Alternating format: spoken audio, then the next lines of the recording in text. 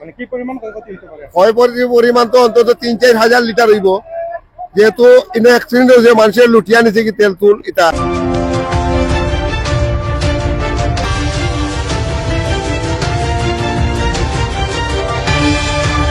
ঢাকা সিলেট মহাসড়কের লালাবাজার ইউনিয়নের বাপুর গ্রাম সংলগ্ন জায়গায় একটি ট্যাঙ্ক লরি এবং দুইটি প্রাইভেট কার সংঘর্ষ হয়েছে এবং আমরা দেখতে পাচ্ছি ট্যাঙ্ক লরি থেকে আসলে প্রচুর পরিমাণ তেল আসলে রাস্তায় পড়ে গেছে,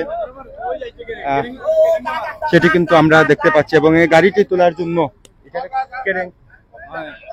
গাড়িটিকে তোলার জন্য ক্যারেং নিয়ে আসা হয়েছে, যেটা গাড়িগুলা থানায় নিয়ে যাওয়া হবে।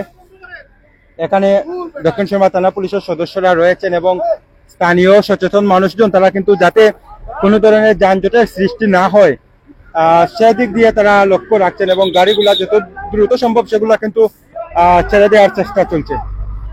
এবং কিভাবে দুর্ঘটনাটি ঘটলো সেটি কিন্তু আমরা প্রত্যক্ষদর্শীর কাছ থেকে জানতে পারবো। একটু আসসালামু আলাইকুম। লালাবাজারে বাহাপুর এই জায়গায় এটা অ্যাক্সিডেন্ট হইছে।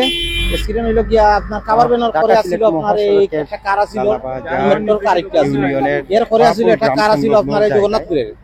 আর একটি ট্যাঙ্ক লরি এবং গাড়ি আইছিল ঢাকা থেকে, তেল গাড়ি ড্রাইভার ঘুমিয়ে আছিল, সরাসরি আপনার কারে মারছে এবং আমরা কারে মারা বাদে দুই গাড়ি মানুষ আহত আছে, আর তেল গাড়ি আপনার এবারে উল্টে গেছে।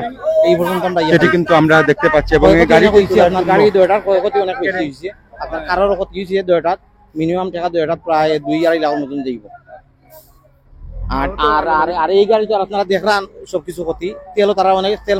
মানে কি পরিমাণ ক্ষয়ক্ষতি হতে পারে? ক্ষয়ক্ষতির পরিমাণ তো অন্তত ৩-৪ হাজার লিটার হইব, যেহেতু ইনো অ্যাক্সিডেন্ট হয়েছে, মানুষের লুটিয়া নিছে কি তেল তুল ইটা। এই জায়গাতে বর্তমানে যা পাইছি আমরা ডিপ দিয়া বুঝা যাইব কতটুকু আছে না আছে। মানে মানুষের নিচে কি কিছু মানুষের নিচে এলো পাতে রাস্তা তো পড়ছে, অনেক নিচে মানুষ, অনেক নিচে অনেক তেল মানুষের নিচে। এর বাদে এখন তারা মানুষ আছে, তারা মানুষ এখন তুলা তুলি করে। এই যে দুর্ঘটনা ঘটলে মানুষকে এটা নিয়ে এই বিষয়টা আপনি কি না দেখেন? এই যে আসলে পালা নাই তো এই জিনিসটা, এটা তো ঠিক না, সঠিক নাই। আমরা এলাকার তো দুর্নামর, এটা দুর্নাম সঠিক নাই, এটা জিনিসটা পালা নাই।